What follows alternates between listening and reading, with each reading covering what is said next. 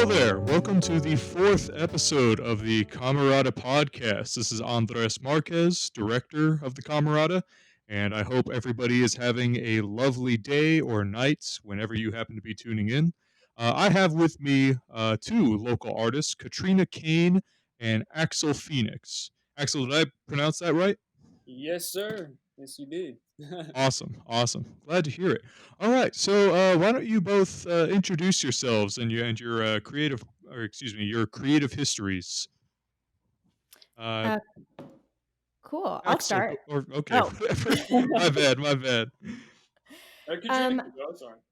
okay, cool. I am Katrina Cain. I'm a artist here in Los Angeles. I write pop music, and yeah, I guess that's it. Oh, cool. I remember last time we spoke, you said you were kind of like a transplant, not originally from the LA area. Yeah, it's kind of weird. I'm originally from the East Coast. I'm from Connecticut, and I spent many years in Dallas, and then I eventually moved to LA. So I've kind of just been all over. Awesome. How about you, Axel? So yeah, my my name's Axl Phnxx. My real name actually is Jacob, but I go by Axl. It's a story. I'm actually an artist in a small town in the Central Valley. I've been traveling to city up until the pandemic started, just trying to get my name out there, and yeah, just been trying to build online since being home and all that. Oh, yeah, I get that, man. I get that. All right. Well, speaking of the pandemic, this is like month 6 or 7 of this ever evolving hell that we've descended into. I just wanted to ask both of y'all put out some new music. Axel, I saw that you put out about 3 singles during this year, and is that correct? Three. Well, technically it was like seven, but about three of those were just really rough drafts that ended up, going into the garbage. But Oh, it'd be about four. But I think on Spotify it's only the three. yeah. I mean, that's what I was going off of. So my Yeah. bad for not, seeing everything that you had released. Oh yeah. Totally cool. And Katrina, you released an EP as well as I believe you also had a couple remixes done that came out over Spotify. Is that correct? Yeah, so I had a couple actually. So I had two singles in 2020, and one at the very end of 2019 come out that are on my new EP. The Mm-hmm. whole EP is not out yet, but it is done. So that has been postponed, but it's like half of my EP is out there, and then I have two remixes up as well. So yeah, since about December, I have been releasing music with a Awesome. swift stop in April. I get that. Swift stop. Why the swift stop? Oh my bad. Oh no, yeah, it's when COVID hit, I lost all my gigs, and it's just so expensive to put out music. I was paying for PR. I had all of these release show planned, and PR and music videos and shoots and all of this stuff, and everything had to get canceled. So I was like, I cannot just like put this out. It should be just about the music, but unfortunately in the world we live in now, it's not just about the music, which is, I'm sure we can get into this. So I was like, I am postponing this. I do not care. I'm waiting for it to be right. So Yeah, I totally understand that. Right now is definitely a difficult time in terms of, finance for most local independent musicians. mhm. Uh, Axel, how about you? You managed to Yeah. get out a few pieces of music. How do you say, do you record by yourself? Do you produce and mix and everything, your own music? Yeah, I was about to say for me, it was pretty much the same situation you were in, Katrina, where I had a lot of stuff lined up, studio time, and like people were trying to like help me out, but then quarantine hit, it got all canceled. You know what I mean? And like for me though, I was like, nah, I'm not gonna let this fucking get in my way. So that's why I had the three rough drafts that I ended up deleting because I've been learning to record my own music and promote myself this entire time because like the way I see it, at least, like I'd rather like this is all shit that we're capable of doing ourselves. You know what I mean? Like we got the internet, we just gotta study up on marketing study up on what works, different avenues to get your name out there, and then of course when pandemic is over, add in that other shit. But like I don't know, I'd rather be like my own businessman about this, instead of paying other people to do this. Like to become I want my product to be so valuable that people are gonna be asking me for, the gratitude to do that for me kind of thing, you know what I mean? So like to answer your question though, Andreas, like I got the Focusrite right here. I don't know if you guys know Focusrite. It's a preamp little thing. I got a MacBook. I just been like learning everything on YouTube, Yeah, I get that, man. Yeah, that's kind of like the new indie scene. Like I most every band slash artist that I've gotten to work with or that I've seen at shows and talked to, um, these people are recording bare bones kind of setups. You got your laptop, you got your interface, you got a few mics, and that's how you go about it. But these folks Yeah, are putting out some amazing sounding music, and it's like yeah, the only real problem that I've seen, and this also comes with the band that I'm in, or the couple bands that I'm in. Um, the real problem just becomes you know time. You have to allot all this extra time for things that a lot of older musicians would, how do you say, they would kind of divide out to people that they'd pay. Now we have to yeah. be our own PR and our own marketing. We have to be our own mixers and masters, and in A lot some to cases, balance. that's huh? It's a lot to balance. Yeah, that's basically that's Yeah, basically what I'm getting at. yeah, yeah. Katrina, so you said you have people mix and master, and you also got people who kind of take care of your PR as well, or you did previously. Uh, Yeah. Oh, I'm sorry, continue. no, no, go on, go on. Oh, I was gonna say, yeah, no, I was working with a PR company, but I actually record and mix and master everything in my home studio as well. So I totally get Ooh. that indie life. That's how I've always been as well. Um, yeah. So it's kind of a mix of things. I personally find that there are certain things I do well and certain things I other people do better. And yeah, press is definitely one of those. So that is my, it's much less stress to kind of hand that off. I spent a lot of years doing it myself and getting basically nowhere. So Mm-hmm. Yeah, I totally understand that. It's like Axel said, it's a lot to balance. I also wanted to ask both of y'all, and this isn't necessarily pandemic related, but it's something that I did want to talk about specifically regarding indie status. How do y'all feel, or have you ever had, how do you say, a relationship with record labels, no matter the size? Like I've seen record labels that have like 4 or 5 artists that are all from the same city, and it's like it's just very earthy, very down to earth and local. Have you ever gotten to work on that sort of label level with anybody? I have not. I've been approached and it just never really worked out. And I'm still kind of, I think it really depends on the situation because a lot of the indie labels that we think of as indie are really not as small and bare bones as we think. There's still a lot of power and money behind them. And Mm-hmm. so they're almost I mean, in a way they're almost part of the big 3 and some of them get bought out. And so it really I think depends on the label. And like you said, there's also some very tiny like hometown ones that don't do a lot of the typical label stuff. They really don't do much except kind of support you and help you with, maybe publishing or something. So I haven't really worked a lot in a large capacity, and I'm sort of on the fence on whether I would want to. So that's my experience. Yeah, that's totally understandable. How about you, Axel?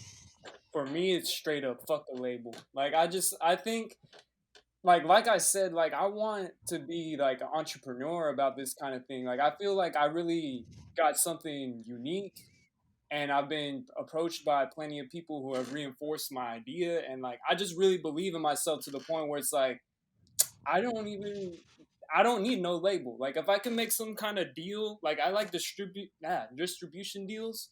That seems like really worth it to me. But other than that, labels just seem like a scam to me, especially during this day and age where it's like the power is in our hands. You know what I mean? Like and any help that I could get though, I'll weed out. But like I don't know. I'm not in a rush. Like labels just kind of seem like people just want to take an easy way out. Like they're just looking to get the results quick as possible, but then they end up getting like scanned over in the end. And like Hmm. I don't know. I don't like the vibe. Yeah, I mean, there's so many horror stories of people who just go like hundreds of thousands, if not millions of dollars in debt to their labels, Yeah, and that's all because like, for labels, the first and foremost thing is making money. And if yeah, you're giving people in advance, that's basically like a big loan, and artists sometimes just aren't able to come back with the money for that loan from their record releases or whatever they're doing. So, it yeah, feels labels, it feels huh? my bad. It feels nasty to be honest. Like I've been approached by big business dudes from at performances and shit, and they'll be talking to you like you're not even a person. You're just commodity. You know what I mean? You're just fucking. They see a dollar bill in your eyes, and they're just like you can just feel it. You know what I mean? Like, and it's I don't know. It left me. Those conversations always left me feeling kind of nasty. You know what I mean? Yeah, yeah, it's a huge kind of it's a racket sometimes, and it's Yeah, definitely I have so much props, and I have so much, how do you say, just like appreciation for those artists that just kind of make their living through the indie life. It's yeah, so yeah. cool to see. Yeah, it's amazing seeing artists who are just completely label independent. That's kind of a dream almost. Yeah, and it's totally possible too. Like you said, there's artists that do it. There's a dude who's coming up on TikTok right now named Ty Verdes. He's doing it basically, and like I don't know, like it's that like I feel like you just put in the work and you could I don't know do what everybody else isn't willing to do, and I don't know just keep being consistent. If you got something good that people are attracted to, it'll work. You just gotta be patient. Like I strongly Hmm. believe that. Yeah, I get that. Another question I wanted to ask y'all, and sorry if I'm bouncing from topic to topic, uh, but I wanted to ask y'all. Oh shoot, sorry, dog's barking. One second.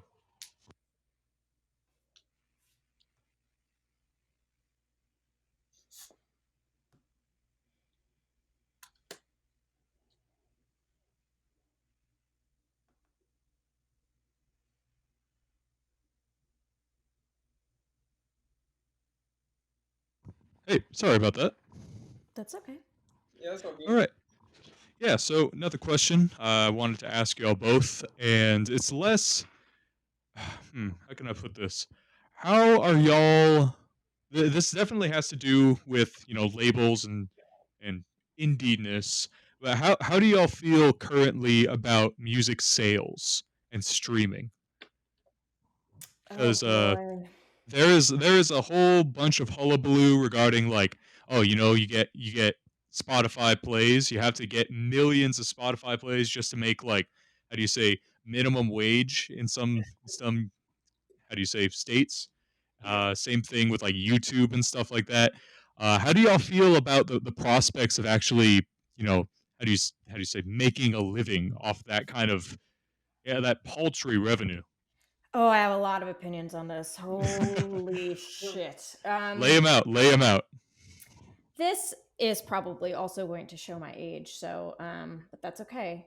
The thing about streaming is it sort of it is not like a black and white issue. So the problem is that streaming as it has come about, streaming has created this way for people to listen to music for free.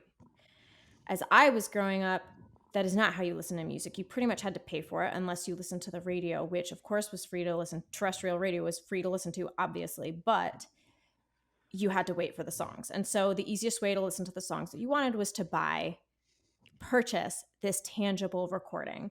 And the thing is, throughout history, as technology advances, so do many other mediums. It's the same thing with like books. So throughout history, technology has advanced to where all of a sudden you had record players in homes, and then you had um, 8 tracks and CDs or cassette tapes, and then CDs, and then MP3s, and then now it's just streaming. Like people do not even purchase an MP3 anymore. And that's all fine, because like I said, that's how it's been. So we kind of need to get with the program and just sort of like suck it up. But at the same time, the reason this is so different, and the reason why I think it is like quote a thing, is because of the fact that it's no longer tangible. So prior to this, as technology advanced, you were still having your audience purchase things. And so it was still an item that could be tangibly purchased, and there was still money being put into it from the masses. However, now streaming is free. A lot of people pay for, Spotify premium accounts because they hate ads. I do as well. However, you do not have to. And so because of that, it just makes this whole freaking model where it's just different. It's so different. So I'm really trying to keep this short, but basically the way I feel about it is that it's like, I hate it. I hate it so much, but like you have to do it. And the thing is, like, there's not going to be like any sort of, beating them. It's not going to be like, because all of us don't put our music on Spotify, like somehow like Spotify is just going to cease to exist. That's not going to happen. And so we have to join them. We have to put our music on Spotify. If you are going to be successful, you have to get with the game with streaming. Especially because if I want to get booked at a venue, what do they look at?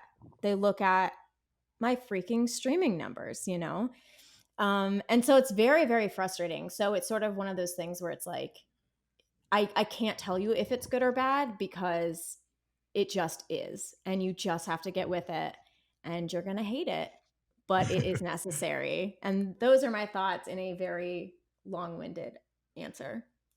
Yeah, if you don't mind me adding a couple, how do you say, just my thoughts to what you said. I just have 2 points to make regarding streaming in general. One, I do not think that it is completely different in regards to streaming versus CDs and records. I don't think the main difference comes from the tangibility of what you're getting, because there are software pieces that you can buy, especially as a musician. Getting DAWs, getting plugins, a lot of that does cost money, but you don't touch it. It's not tangible. It's something that you can only experience through your television. So I think the main, in terms of what we're experiencing right now, I don't think it's a matter of tangibility. I think it's a matter of access and the fact that you're right. This stuff is basically free. These pieces of artwork that can sometimes take months to really perfect and to craft, and for it to be technically satisfactory to put on Spotify, it's free now. You don't Mm-hmm. even have to pay for it. However, regarding the whole Spotify game, you have to play the game in order to succeed. I've That's definitely the case for most people. I mean, if it's not the case that you will succeed, it's the case that you will probably, use Spotify. However, there are so many indie artists that actually make more money while not being affiliated with, how do you say, with Spotify and the labels that it's essentially connected to. I don't remember this person's name, but there's a YouTuber named Spencer Cornelia, and he talked about this artist that he follows and that he absolutely digs his music. And this guy used to be, part of a big label, used to have all his music on the streaming platforms. He sold, I think it was about 144,000 copies of his record for like one release, and he barely saw any revenue from that because most of it was going towards the labels, and it was going towards all the people that were working on the music with him. As soon as he went indie, this guy sold about 1/4 of the amount of records that he sold previously while he was on the label, but he made, I think the number was between 3 and 4 times as much revenue as he did before he went indie. I think that's pretty huge. I think just that statistic alone is enough to kind of like make you question. How do you say? I think it's enough to make you question like why why are we focusing so much on how do you say why are we focusing so much on what the labels can provide us when there are so many outlets for us to learn how to provide that for ourselves? Yeah, Mhm. I But completely agree. Oh, my bad. no, go for it. Um, to be honest, I was just gonna say I agree, but go ahead. Yeah, yeah. So to clarify, are you saying that he sold copies like iTunes? Because that's different than Spotify. So are you saying um, he sold copies, or are you saying he did like less streaming numbers, but he I'm was no saying longer in affiliated with the label? I'm saying in terms of sales, and streams are different from from sales. Like this is in Yes. terms of sales, we're talking about copies of music, whether digital or physical, that were Hmm. actually purchased and now either available for download or available to physically be listened to. Hmm. That's the numbers that we're talking about. Gotcha. 144,000 purchases versus a fourth of that. Gotcha. Yeah, That's and interesting. yeah, that's just like and this is kind of like this isn't just like the ideal situation. This is a single person in a wide swath of artists who have done this. You know, I think the biggest artist who's an example of this was the Dave Matthews Band. Like these Hmm. guys got super huge, but before they were even affiliated with a label, they already had their, home studio setup. They already had their people who they could go through for distribution, even if it's on a local level. So these guys they weren't affiliated with labels, but I mean, how do you say? They didn't need label affiliation to get to a big point by which they could actually profit off of label affiliation. Right. Yeah, they did the college tour thing, if I Oh remember yeah. correctly. Oh my gosh, college I wish college tours were like a bigger thing nowadays because I've heard so many like older musicians talk about that and it's like, "Oh man, that sounds like glory day kind of shit right there." Yeah, Yeah. I mean, and the thing is though, like that Dave Matthews is a great example though of how like musicians were able to make it on an indie level prior to streaming because people bought music. So when they would do these college tours, these kids would like buy their t-shirts and buy their CDs and shit. And you know, it's just different now. And I agree, like people still download stuff on iTunes, but I just think the most people just make a playlist on Spotify or find their favorite playlist on Spotify, and like that's what they listen to. Yeah, It's you're definitely right disheartening. about you're right about DMB in that regard. I didn't take that into account that they were before streaming. I still think if the music is good and you're putting it out there and you're just trying different ways, like you're gonna at least get. You can get one dude to find your music. You can get another dude to find your music. You know what I mean? Like, or gal. Mhm. You know, like I just think, yeah, it's different, but you can still kind of apply the same technique. You know what I mean? Like the same kind of idea that like Dave Matthews. You know what I mean? I don't know too much about him, but I know their music is pretty all right. You know, so it's like they're doing these shows and they're connecting with people physically.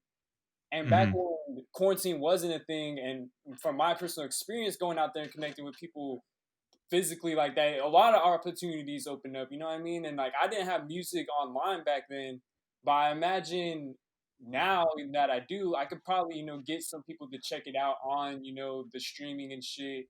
Because there was a lot of people who wanted to. This is my personal experience, of course. You know what I mean? It's gonna be different for Mhm. other, but like I don't know. That's very interesting though. Yeah, I mean, I think it's definitely about, it's about luck and it's also about, positioning yourself the best you can in order to catch windfalls, Yeah, making connections, always being active or at least being active as much as you can without, you know, tiring yourself out. yeah, definitely. All right, so last part of this podcast, and again, sorry for having to cut it short. I just got a bit of a schedule to attend to. Of Uh, course. this is a segment that we try and do at the end of all of our podcasts. I just wanted to ask y'all if you could both shout out a local artist that you really enjoy their work and that you want other people to kind of like, oh yeah, this is the artist that I dig. Check them out. Kind of like a shout out, I guess. And it doesn't have to be music either. They can be filmmakers, they can be programmers, they could be painters, sculptors, anybody who you've found inspiring recently from your local scene. I would like to shout out Byron Crenshaw.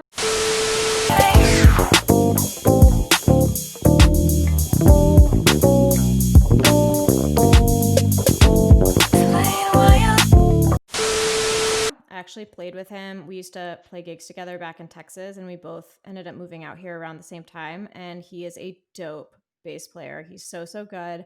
And he's been putting out his original music. It's like original voice and bass and synth, and it's really sick. So check out Byron Crenshaw. He's awesome. Ooh. Oh, that sounds awesome. By the way, just I won't include this in the actual release, but if y'all can just send me like, any socials that these folks have, like Byron Definitely. Crenshaw at Instagram or Mhm. whatever. But yeah, sweet. That sounds awesome. How about you, Axl? I would love to shout out my homie Moonlight Jack.